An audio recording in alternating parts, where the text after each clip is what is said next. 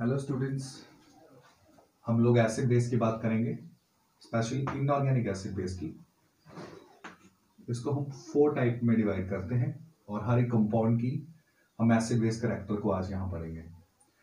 तो one hydro compound, मैंने यहाँ लिख रखा हाइड्रो, जैसे name is suggesting the way hydrogen वहां होगी, राइट। हाइड्रो मीन हाइड्रोजन वाले कंपाउंड, फॉर एग्जांपल जैसे जिनके साथ आपको हाइड्रोजन यूजुअली दिखती है HCl, HBr, like BH3, NH3, ऐसे कंपाउंड जिनके साथ आपको हाइड्रोजन नजर आएगी। Okay, the compound carrying the hydrogen, hydro compound. Oxo mean जिनके साथ ऑक्सीजन होगी, और फॉर एग्जांपल इनमें मैं ऑक्सो कंपाउंड से डील करूंगा जिनके साथ ऑक्सीजन यूजुअली आप लोग देखते हो, जैसे NO2, NO, right, P2O3, P2O4, N2O5। इस तरह के कंपाउंड जहां पे आपको यूजुअली ऑक्सीजन नजर आती है वो ऑक्सो कंपाउंड की कैटेगरी है, हम उनको लेंगे। एंड हाइड्रोक्सो जहां पे hydrogen as well as oxygen दोनों होंगी, जैसे HClO, HClO2, H3PO4, जहां पर आपको हाइड्रोजन ऑक्सीजन दोनों नजर आ रहे हैं, hydrogen oxygen, like H2SO4, HNO3। Okay, the compound carrying hydrogen as well as oxygen, उनको हम कहेंगे hydroxo compound. The last one is halo compound.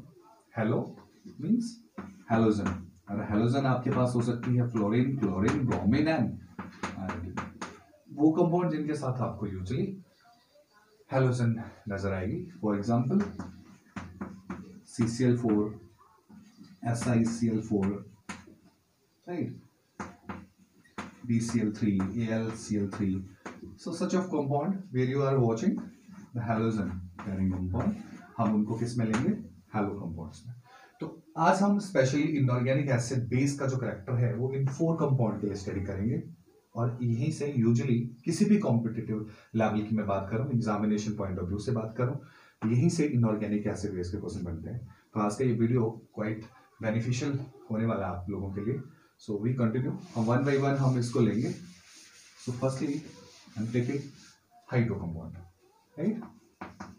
Hydro compound जिनका आज हम एसिड बेस कैरेक्टर करेंगे, जैसे सबको पता है, आपका पीरियोडिक टेबल आप सब जानते हैं, nitrogen, oxygen, fluorine, clear, aluminium,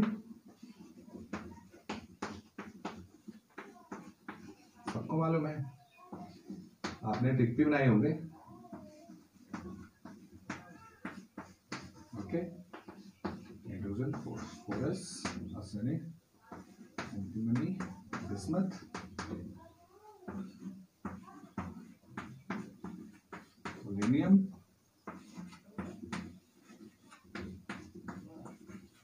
चलिए मैं इस पी ब्लॉक के, मैंने सारे P block element most of लिख दिए, मैं अब इनके कंपाउंड्स लिखूंगा। हाइड्रो कंपाउंड हम सबको पता है, जैसे 3 बैलेंसी 4, अगेन 3, 2 एंड 1। चलिए हाइड्रो कंपाउंड की बात करिए, इस पूरी फैमिली की 3 हाइड्रोजन इसके साथ लगेंगे। 3, मैं इस फैमिली की बात करूं, बैलेंसी 4, ठीक है, तो 4 4 4 4 4। इसकी बात करूं तो 3, NH3, PS3, ASS3, SBS3, BiH3, ठीक है। और इस फैमिली की बात करूं तो 2 हाइड्रोजन। एक सवाल आपसे पूछ लेता हूं, अभी तक जितने भी हाइड्रोजन मैंने लगाए उसमें मैंने इसको पहले लिखा और हाइड्रोजन को बाद में लिखा, लेकिन इस फैमिली के ऑनवर्ड इन दोनों फैमिलीज में मैं हाइड्रोजन पहले लिखूंगा। 2 हाइड्रोजन चाहिए, मतलब मैंने सेंट्रल एटम से इधर को लिखा है, उधर क्यों नहीं लिखा? क्या ये भी कोई नोटेशन है, कोई कन्वेंशन है केमिस्ट्री में ऐसी? ठीक है, आप लोगों से जानना चाहूंगा मैं, और आप लोग मुझे बताएंगे कमेंट सेक्शन में। यहाँ 1 तो hydrogen 1, hydrogen 1, hydrogen 1, hydrogen 1, hydrogen 1। जितने भी हाइड्रो कंपाउंड है आप लोगों के सामने है। हाइड्रो कंपाउंड का एसिडिक और बेसिक कैरेक्टर आज हम स्टडी करेंगे। वैसे मैं ट्रिक आपको बता देता हूँ, फिर उसके बाद उसका लॉजिकली इसको अंडरस्टैंड करेंगे। याद रखिए, जब भी कंपटीशन में इस तरह सा सवाल आए, आप सबसे पहले सिस्टमैटिकली पीरियोडिकली इनको अरेंज कर लीजिए, कौन कहाँ है उसकी पोजीशन को स्पेसिफाई कर लीजिए, और याद रखिए आगे की ओर भी एसिडिक करैक्टर इंक्रीज होता है। एसिडिक करैक्टर क्या होता है, आगे की ओर इंक्रीज होता है। And as you move down the group, अब नीचे की ओर आते हैं, अगेन एसिडिक करैक्टर इंक्रीज होता है। ठीक है, यही ट्रिक है, इसमें कोई टेंशन ही नहीं है। हाइड्रो कंपाउंड में आगे की ओर भी एसिडिक करैक्टर इंक्रीज होगा एंड डाउन द ग्रुप भी एसिडिक करैक्टर इंक्रीज होगा, राइट।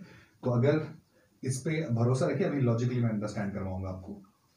तो अगर मैं पूछूं कि BH3 से स्ट्रॉन्गर एसिड कौन है, तो आगे की ओर इन अ पीरियड, राइट, क्या बोलेंगे हम लोग, it increases. So BH3 CH4 comparatively is more acidic as compared to the BH3, and what about NH3? It is a little bit more acidic than CH4, right? आगे की ओर acidic character increase होता है। तो इस में सबसे stronger acid कौन हुआ, HF। लेकिन भाई नीचे की ओर भी तो एसिडिक करैक्टर इंक्रीज होता है, यही पढ़ा ना हमने, नीचे की ओर भी एसिडिक करैक्टर इंक्रीज हो इस ओर भी। As you move down the group, इसका एसिडिक करैक्टर HCl का इससे भी ज्यादा है, HBr का HCl से भी ज्यादा है, HI का इससे भी ज्यादा है, क्लियर, और इसका इससे भी ज्यादा हुआ। ठीक है, डाउन द ग्रुप BH3 से स्ट्रॉन्गर एसिड, ये भी भाई इससे स्ट्रॉन्गर एसिड है, इससे स्ट्रॉन्गर ये, इससे स्ट्रॉन्गर ये, और इससे स्ट्रॉन्गर ये। आगे की ओर भी एसिडिक करैक्टर इंक्रीज होगा, यानी कि इससे स्ट्रॉन्गर ये होगा, इसके सब स्ट्रॉन्गर ये, और स्ट्रॉन्गेस्ट। क्लियर हो रहा है आप लोगों को, समझ आया, ट्रिक समझ आया। आगे की ओर भी एसिडिक करैक्टर इंक्रीज होगा एंड डाउन द ग्रुप भी एसिडिक करैक्टर इंक्रीज होगा। नाउ लॉजिकली अंडरस्टैंड करते हैं ऐसा क्यों हुआ। ठीक है, कॉम्पिटिटिव पॉइंट ऑफ व्यू से उन लोगों के लिए अच्छा ट्रिक है जो लोग कंपटीशन की प्रिपरेशन कर रहे हैं, लेकिन अगर आप एग्जामिनेशन पॉइंट ऑफ व्यू से बात करें तो लॉजिकल अंडरस्टैंडिंग, और आपको लिखना भी है तो मैं बताता हूँ कि क्या हुआ। ठीक है, ट्रिक समझ आया सबको, कैसे भी करैक्टर जो है हाइड्रो कंपाउंड में आगे की ओर भी इंक्रीज होगा एंड डाउन द ग्रुप भी इंक्रीज होगा। नाउ रीजन की बात करते हैं, क्या रीजन होगा। देखिए आगे की ओर जब हम चलते हैं, मैं दो एग्जांपल लेता हूँ यहाँ, BH3 CH4, when you move just across a period, आप जब आगे की ओर चलते हैं क्या होता है बताइए। बोरोन की इलेक्ट्रोनेगेटिविटी ज्यादा है कि कार्बन की, क्या कहेंगे, कार्बन की ज्यादा है। आपको पता है एसिडिक कौन होता है, अर्हेनियस एसिड बेस कंसेप्ट आपने पढ़ी है। एसिड वो है जो वाटर में जाते ही किस चीज को डोनेट करे, H पॉजिटिव, राइट। लेकिन H पॉजिटिव इतनी आसानी से थोड़ी छूटेगा। ठीक है, बोरोन अपने हाइड्रोजन को पहले छोड़ेगा या कार्बन अपने हाइड्रोजन को पहले छोड़ेगा, लेकिन छोड़ने से ही बात पूरी नहीं हो जाती, इसको हाइड्रोजन H पॉजिटिव की फॉर्म में छोड़ना है। कार्बन और बोरोन में कौन H पॉजिटिव को पहले छोड़ देगा और quite conveniently and in the form of cationic nature. ये डिपेंड करेगा कि कार्बन से इलेक्ट्रॉन छीनने की कैपेबिलिटी ज्यादा है कार्बन के पास या बोरोन के पास। बोरोन जल्दी छीन ले इलेक्ट्रॉन तो H पॉजिटिव आसानी से निकल जाएगा, और अगर कार्बन जल्दी से छीन ले इलेक्ट्रॉन भाई तो हाइड्रोजन H पॉजिटिव जल्दी से निकल जाएगा, क्योंकि कार्बन की इलेक्ट्रोनेगेटिविटी ज्यादा है, little bit more than that of boron. So obviously ये ज्यादा विथड्रॉ करेगा इलेक्ट्रॉन अपनी ओर, और H पॉजिटिव आसानी से क्लीव हो जाएगा किसी भी बेस के लिए, राइट। तो आपको समझ आ गया होगा कि आगे की ओर as you move across a period, electronegativity is the reason, electronegativity increase करती है, and due to the increased electronegativity, actually the central atom having now more appetite, more hunger to attract the electron pair towards itself, and finally that will clean H positive easily, right? So it will behave as a stronger acid, a little bit more as compared to the previous one, right? So आगे की ओर acidic character increase होता है। Clear हो गया, electronegativity is a reason। चलिए देखिए नीचे की ओर क्यों होता है, नीचे की ओर तो ऐसा नहीं होता। ठीक है, अगर मैं बोरोन की फैमिली की बात करूं तो मैंने क्या कहा कि डाउन द ग्रुप भी इंक्रीज होता है भाई। अब यहां पे केमिस्ट्री में थोड़ी सी कॉन्ट्राडिक्शन है कि नीचे की ओर तो इलेक्ट्रोनेगेटिविटी डिक्रीज होती है, आगे की ओर तो मान गए भाई कि इलेक्ट्रोनेगेटिविटी इंक्रीज होती थी, H पॉजिटिव आसानी से स्नैच होकर निकल जाता था, लेकिन नीचे की ओर तो इलेक्ट्रोनेगेटिविटी डिक्रीज होती है, H पॉजिटिव आसानी से नहीं निकलना चाहिए था। बट यहाँ पे लॉजिक ये दिया गया है कि नीचे को साइज बढ़ जाता है भाई। बोरोन से बड़ा साइज किसका है, एल्यूमिनियम का साइज बड़ा है, बोरोन का साइज छोटा है, और bond dissociation energy all know that bond dissociation energy यहाँ बहुत ज्यादा होगी और यहाँ बहुत कम। बड़ा एटम है, जो बॉन्ड टाइटली होल्ड नहीं होगा, बहुत दूर रह जाएगा न्यूक्लियस, डिस्टेंस बहुत ज्यादा होगी, इंटरन्यूक्लियर डिस्टेंस। बड़ा एटम है, आसानी से रैप्चरिंग हो जाएगी बॉन्ड की। यहाँ बॉन्ड आसानी से नहीं टूटेगा, छोटा एटम है, छोटे साइज का है। नीचे की ओर बॉन्ड डिसोसिएशन एनर्जी डिक्रीज होती है। बॉन्ड डिसोसिएशन एनर्जी क्या है? ओके, बहुत सारे लोगों को ये मालूम ही नहीं है bond dissociation energy and bond energy में फर्क। चलिए मैं थोड़ा सा बता देता हूँ। Bond dissociation energy, the amount of energy required to break one kind of bond. जब आपने इसको तोड़ा तो उसको मैं बोलूंगा बॉन्ड डिसोसिएशन एनर्जी फर्स्ट। जब ये टूट गया फिर मैं इसको तोड़ूंगा, then bond dissociation energy second. Now the cleavage of this will happen, bond dissociation energy third, जो उसको ब्रेक करने के लिए एनर्जी दी, फिर इस बॉन्ड को तोड़ूंगा, ठीक है, बॉन्ड डिसोसिएशन एनर्जी 4। और याद रखिए बॉन्ड एनर्जी क्या होती है? Bond energy is the average value of all the bond dissociation energies. जितनी एनर्जी मेरे पास है, bond dissociation energy 1 plus bond dissociation energy आपकी 2 plus bond dissociation energy 3 plus bond dissociation energy 4 और उसकी एवरेज 4। बॉन्ड एनर्जी और bond dissociation energy में फर्क समझ लीजिए। The amount of energy required to break one kind of bond in a molecule is called bond dissociation energy. Okay, so remember this. नीचे की ओर reason क्या है? आज की सेक्शन ये नहीं है, ये हम पोलैरिटी वाले सेक्शन में बहुत अच्छे से करेंगे। आज का हमारा टॉपिक सिंपली है, जहां हम फोकस करेंगे बॉन्ड डिसोसिएशन एनर्जी। नीचे की ओर क्या हो रही है? डिक्रीज। आसानी से टूट जाएगा हाइड्रोजन, क्योंकि साइज बढ़ रहा है भाई। गैलियम में तो और बड़ा साइज है, एल्यूमिनियम से भी बहुत आसानी से टूट जाएगा। यानी कि नीचे की ओर एसिडिक करेक्टर इसलिए बढ़ रहा है क्योंकि what you will say atomic size is increasing and bond dissociation energy getting lower. नीचे की ओर कम हो रही है। चलिए अंडरस्टैंड हो गया होगा हाइड्रो कंपाउंड्स में आपको कि एसिडिक करेक्टर क्यों इंक्रीज और डिक्रीज हो रहा है, राइट? ओके, सो अब हम चलते हैं सेक्शन 2 में। ऑक्सो कंपाउंड की बात करेंगे। ऑक्सो कंपाउंड में एसिड एंड बेसिस कैसे चेक करेंगे आप? कौन सा स्ट्रॉन्गर एसिड है, कौन सा वीकर एसिड है, ठीक है? चलिए फॉर एग्जांपल एक सिंपल से एग्जांपल लेता हूं मैं। NO2, चलिए ऐसे N2O, N2O2, N2O3, N2O4, इसको छोड़िए। कोई आपसे पूछे कि इनमें से स्ट्रॉन्गर एसिड कौन सा है, कोई टेंशन नहीं है। हाँ, सबको मालूम है, +1 में पढ़ा है आप लोगों ने। क्या? जितने ज्यादा ऑक्सीजन के नंबर होंगे आप उसको टिक कर दोगे, वही सबसे स्ट्रॉन्ग एसिड होगा, right? More the number of oxygen, more number of oxygen, stronger the base, sorry stronger the acid, stronger the acid. Remember this rule number 1, बहुत इंपॉर्टेंट है। आपको ऑक्सीजन के नंबर काउंट करने हैं। फॉर एग्जांपल अगर मैं पूछूं P2O3 एंड P2O4 कौन स्ट्रॉन्गर एसिड है, आप कहोगे जी O4 स्ट्रॉन्ग एसिड है। सबको समझ आ रहा है? ठीक है, सबसे पहले आपको ऑक्सीजन के नंबर ही नोट करने हैं, जिसमें जितने ज्यादा ऑक्सीजन उतना ही स्ट्रॉन्ग एसिड। यहाँ टेंशन ही नहीं है। चलिए एक और बात करते हैं। अगर मान लो ऐसे आ जाए मेरे पास N2O, P2O, AS2O, Sb2O, Bi2O, अब क्या करेंगे? इसमें तो ऑक्सीजन के नंबर सेम है सब में, यानी कि सेकंड एस्पेक्ट क्या है कि जब ऑक्सीजन के नंबर सेम है तब क्या करेंगे आप लोग? ऑक्सीजन के नंबर सेम हो तब तो तपाक से बोल देंगे जिसमें ज्यादा ऑक्सीजन स्ट्रॉन्गर एसिड। लेकिन ऑक्सीजन के नंबर अगर सेम होंगे then how will you answer? कौन स्ट्रॉन्ग एसिड होगा? कैसे उस वक्त आप आंसर करेंगे? Which one is stronger acid? क्या निकालेंगे आप? क्या लगता है आपको स्ट्रॉन्गर एसिड कौन सा होना चाहिए इनमें से? कौन? दिस वन और दिस वन? जब सबका ऑक्सीजन सेम होगा तब आप साइज को सोचेंगे। Smaller the size more is the acidic character, smaller the size more is the acidic character in case of this, right? Smaller the size more is the acidic character. Actually वैसे अगर मुझे logically ये चीज बतानी होती तो मैं कहता ये चार्ज डेंसिटी पर डिपेंड करता है, चार्ज डेंसिटी। अब देखिए ना, चार्ज डेंसिटी किसके पास ज्यादा है, वैसे आपकी बुक में लिख रखा है कि more the charge density more is the acidic character. अगर मैं यहाँ बात करूँ नाइट्रोजन का साइज कैसा है, छोटा है, ठीक है। अगर डेंसिटी क्या होती है, formula of density is mass over volume, लेकिन यहाँ चार्ज डेंसिटी है तो चार्ज ओवर साइज।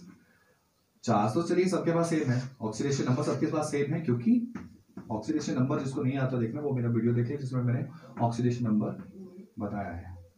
तो डेंसिटी, चार्ज डेंसिटी किसमें ज्यादा है, साइज पे डिपेंड करेगा, क्योंकि चार्ज तो सबके पास सेम होगा, इसके पास, इसके पास, इसके पास, इसके पास, इसके पास, चार्ज सब केसेस में सेम है। साइज पे बात करते हैं, इसका साइज स्मॉलर है, small the size more the density, right, small the size more the density, small size है, चार्ज डेंसिटी ज्यादा है, चार्ज डेंसिटी ज्यादा है तो एसिडिक कैरेक्टर भी ज्यादा है। ये रूल नंबर 2 है। बट आप ऐसे याद रख लो, अगर ऑक्सीजन के नंबर सेम है तो ज्यादा उलझन में नहीं फंसेंगे, smaller the size more is the acidic character, right. चलिए समझ आ गया आपको, दोनों ये रूल समझ आ गए। सो ऑक्सो कंपाउंड की स्टोरी खत्म, कुछ एक टॉपिक जो और बचेंगे वो मैं लूंगा इसमें, राइट। सो अगले 2 एसिड्स बेसिस और बचते हैं, जिसमें थर्ड मैं बात करता हूं हाइड्रोक्सो। ऐसे एसिड बेस जिसमें हाइड्रोजन भी हो, जिसमें ऑक्सीजन भी हो, उनको हम कहेंगे हाइड्रोक्सो कंपाउंड। चलिए ये भी ज्यादा टेंशन वाली बात नहीं है, यहाँ पे जिसको ऑक्सो समझ आ गए उसको ये भी समझ आ गए। ये कुछ एक कंपाउंड मैंने यहाँ लिखे और ये सारे के सारे एसिडिक सॉरी हाइड्रोक्सो कंपाउंड है।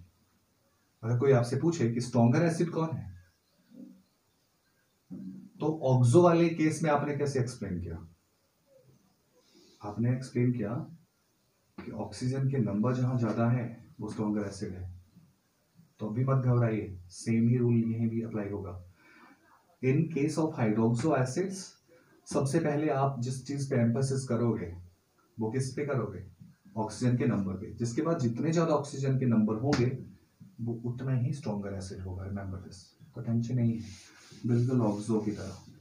लेकिन मान लीजिए अगर ऐसा कुछ आ जाए HClO, HBrO, HIO, कोई पूछे आपसे कि चलिए जी आप बताइए, अब तो सबके पास सेम ही नंबर ऑक्सीजन है, तो वही फिर से ऑक्सो वाला ही रूल, स्मॉलर द साइज, आपको पता है क्लोरीन का साइज छोटा है इससे, smaller the size more is the acidic factor. Again remember the same rule as we just know just the recent about the oxo. Okay, rule number 1, more the number of oxygen atoms, more is the acidic strength. And rule number 2, if the oxygen number they are same in the compound, relatively coming to be comparison there, then you have to focus over the size of the central atom. Smaller the size, more is the acidic factor. Clear हो रहा है? जब oxygen के number same होंगे तो central atom का size सोचिए, जिसका साइज स्मॉलर होगा वो स्ट्रॉन्गर एसिड होगा। क्लियर हो गया? चलिए हाइड्रोक्सो की भी बात खत्म। अब बात करते हैं लास्ट वन, पूरी की पूरी इनऑर्गेनिक एसिड बेस करवा रहा हूं मैं आपको, और सारे के सारे अगर आप देखोगे +1 से +2 and later in college also सारे कवर हो रहे हैं। Last one is hello compounds. Hello compounds में एसिड बेस आप कैसे चेक करोगे, चलिए फिर देखते हैं। कुछ एग्जांपल लेता हूं, CCl4, SnCl4, GeCl4, SnCl4, PbCl4, ये हेलो कंपाउंड है। क्या चेक करना है आपको, यहां पे ज्यादा फोकस करिएगा क्योंकि बहुत सारे क्वेश्चंस यहां से पूछे जाते हैं हेलो कंपाउंड से। आपको चेक करना है condition number 1, if halogen is same. अगर हैलोजन सेम है तब क्या होगा, देखिए हैलोजन सेम है, क्लोरीन है सब केसेस में। अगर हैलोजन सेम होगी तब आप कैसे आंसर करोगे, याद करिए जरा। जब ऑक्सीजन सेम थी तब क्या था, क्या बोल रहे थे आप कह रहे थे जिसका smaller the size more the acidic character. जब ऑक्सीजन थे और सबका नंबर सेम था तो smaller the size more the acidic character, but यहां पर उल्टा है. When halogen are same, their number are same, then bigger the size of central atom, more is the acidic character. Bigger the size, more acidic. Remember this. बात समझ आ रही है? और ऐसा क्यों, मैं थोड़ा बता देता हूँ. मैं एक एक ही एटम यहाँ पे प्लॉट कर रहा हूँ, बाकी आप समझ के 3 और है. वैसे दिखाने के लिए एक बता रहा हूँ आपको. SiCl, GeCl. चलिए इनकी बात करते हैं. देखिए क्लोरीन सब में सेम है. ये सारे मिलके क्या करेंगे, कार्बन से इलेक्ट्रॉन छीन लेंगे. ये क्लोरीन सिलिकॉन से इलेक्ट्रॉन छीनेंगे. ये सारे 4 क्लोरीन है भाई, ये सारे के सारे जर्मेनियम से इलेक्ट्रॉन छीन लेंगे, अपनी ओर अट्रैक्ट कर लेंगे, विड्रॉ कर लेंगे. राइट. अब ये देखना है, ये तो छीनने वाले हैं, लुटेरे हैं. ये लूट कहाँ ज्यादा होगी? लुटेरे तो हर जगह सेम है, उनकी ताकत भी एक जैसी है. लुटेरों का रंग रूप भी एक जैसा है. अगर इसमें लूटने वाले 4 हैं, यहाँ भी लूटने वाले 4 हैं, यहाँ भी लूटने वाले 4 हैं, बट लूटेगा कौन पहले? क्या कार्बन अपने इलेक्ट्रॉन को आसानी से जाने देगा? नो, क्योंकि कार्बन का साइज छोटा है, स्मॉलर है comparatively of rest of them. तो क्या करेगा ये इसकी इलेक्ट्रोनेगेटिविटी इनसे ज्यादा है, ये ज्यादा इसको इलेक्ट्रॉन नहीं देगा, ये पकड़ के रखेगा, होल्ड करके रखेगा. सिलिकॉन का साइज थोड़ा सा इससे बड़ा है, इसकी इलेक्ट्रोनेगेटिविटी कम है, यहाँ लूट ज्यादा मच सकती है. क्लोरीन इससे ज्यादा इलेक्ट्रॉन छीन सकते हैं. जर्मेनियम का साइज तो इन तीनों में सबसे बड़ा है, तो यहाँ तो लूट और ज्यादा होगी. ये क्लोरीन चारों मिलके इससे ज्यादा इलेक्ट्रॉन छीन लेंगे. राइट. यानी कि तीनों में ही मुझे अगर कंपैरिजन करना हो तो जर्मेनियम में ज्यादा लूट मचेगी. यानी कि जर्मेनियम में डेफिशिएंसी ऑफ इलेक्ट्रॉन ज्यादा क्रिएट होगी. यहाँ पर डेफिशिएंट हो जाएगा इलेक्ट्रॉन का, इसको जरूरत होगी इलेक्ट्रॉन की. बात को अंडरस्टैंड करते चलिए. इससे जब लूट होगी तो इतनी नहीं होगी, इससे कम होगी, इसमें सबसे ज्यादा लूट हो जाएगी, सबसे ज्यादा विड्रॉन हो जाएगा इलेक्ट्रॉन का. ये चारों मिलके ज्यादा इलेक्ट्रॉन ले लेंगे इससे. डेफिशिएंसी ऑफ इलेक्ट्रॉन यहाँ बहुत ज्यादा हो जाएगी. अगर यहाँ डेफिशिएंसी ऑफ इलेक्ट्रॉन ज्यादा हो गई, then what you will say. आपको लुईस एसिड पता है ना? लुईस एसिड में आप और बेसिस कंसेप्ट आपने पढ़ी है. क्या पढ़ा है कि जहां पर इलेक्ट्रॉन अट्रैक्ट होते हैं, ये डेफिशिएंट ऑफ इलेक्ट्रॉन हो गया है, इसको जरूरत है इलेक्ट्रॉन की, कोई इलेक्ट्रॉन देगा ये आसानी से ले लेगा उसको. एक्सेप्टर ऑफ इलेक्ट्रॉन बन गया. अभी है एक्सेप्टर, इसको जरूरत है इलेक्ट्रॉन की, क्योंकि इसने ज्यादा इलेक्ट्रॉन खो दिए हैं, तो इसको ज्यादा इलेक्ट्रॉन चाहिए. एक्सेप्टर ऑफ इलेक्ट्रॉन बन चुका है. और जो एक्सेप्टर ऑफ इलेक्ट्रॉन होता है वो स्ट्रॉन्गर एसिड होता है. आपको मालूम है लुईस एसिड बेस में acceptor of electron is acid, तो इन तीनों में ये ज्यादा स्ट्रॉन्गर एसिड है. क्लियर हो गया कंडीशन नंबर 1. लेकिन अगर इन सब में बात करूं तो सबसे ज्यादा लूटेगा कौन? देन 4 क्लोरीन मिलकर ज्यादा इलेक्ट्रॉन छीन लेंगे, स्ट्रॉन्गर एसिड ये होगा. होप सो कि आपको क्लियर हुआ होगा. अगर समझ नहीं आया तो वीडियो को फिर से रिवर्स करके एक बार सुनिए. चलिए नेक्स्ट. तो कंडीशन नंबर 1 में मैंने आपको बता दिया, इफ हैलोजन इज सेम तो रूल क्या बन गया? Bigger the size,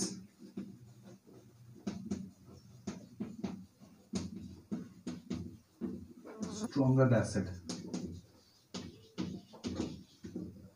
number 2, if central atom same and ligands are different or halogens are different, ligands are different. चलिए रूल नंबर 2 पे हम बात करते हैं.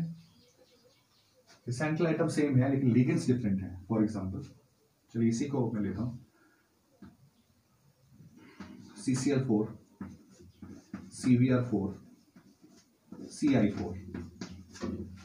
इस वक्त कैसी कंडीशन दे रहा हूं मैं आपको, जहां पर हैलोजन सेंट्रल एटम सेम है सब में, लेकिन हैलोजन डिफरेंट है, उनके नंबर सेम है. ऐसी कंडीशन में हमेशा याद रखिए, जहां सिमिलैरिटी होती है ना वहां आंसर नहीं होता. जो एक जैसी चीज होती है आपके पास कंपाउंड्स में, वहां कभी आंसर नहीं होता. आंसर हमेशा डिफरेंट चीज में होता है. तो कार्बन के बारे में सोचना ही नहीं है, सब में सेम है. इस बार जो ओनर है वो सेम है लेकिन लुटेरे डिफरेंट है. क्लोरीन ज्यादा इलेक्ट्रॉन छीनेगा, ब्रोमीन ज्यादा इलेक्ट्रॉन छीन सकता है, या आयोडीन ज्यादा इलेक्ट्रॉन छीन सकता है सेंट्रल एटम से. सोचिए